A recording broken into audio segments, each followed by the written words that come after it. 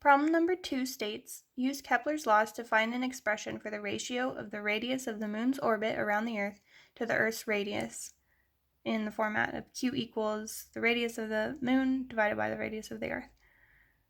Or radius of the moon over radius of the Earth. They want us to give our answer in terms of the acceleration due to gravity, g, the period of the moon around the Earth, tm, and the Earth's radius, re.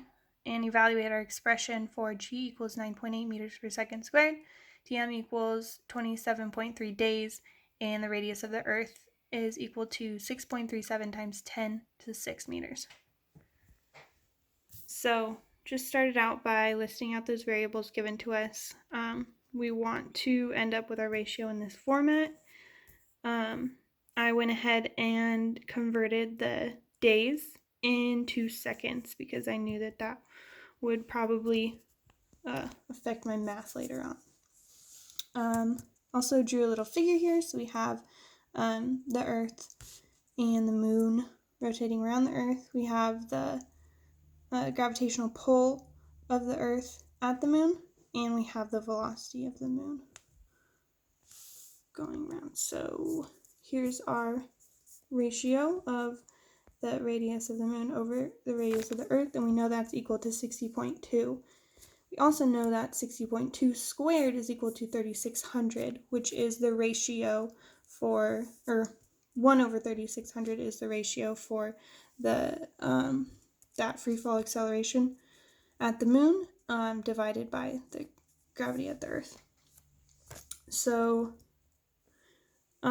knowing that that squared is equal to 3600, we can flip it over and then square that. So now we have RE over RM is going to be equal to 1 over 36, or the g at the moon divided by g of the Earth.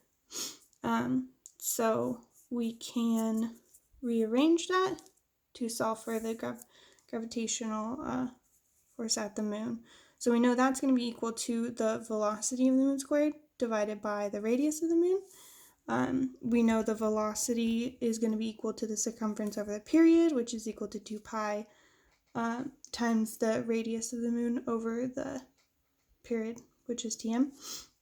And we are left with this. If we plug this v back into here, we get the gravitational force at the moon is equal to 2 pi rm divided by tm squared over rm. So now we can take that and we can plug that back into here. So we have this equation here, and we're just plugging in our gravitational force at the moon. So have that there.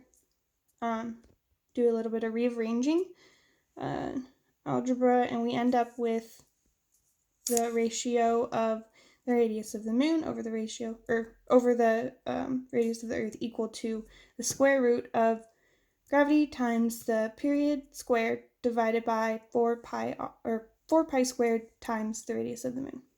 So if we plug in our numbers like they've asked us to do, plug in all of those, and we end up with about 60, which checks out because this is equal to 60. So that is how you find an expression for the ratio of the radius of the moon's orbit around the Earth to the Earth's radius.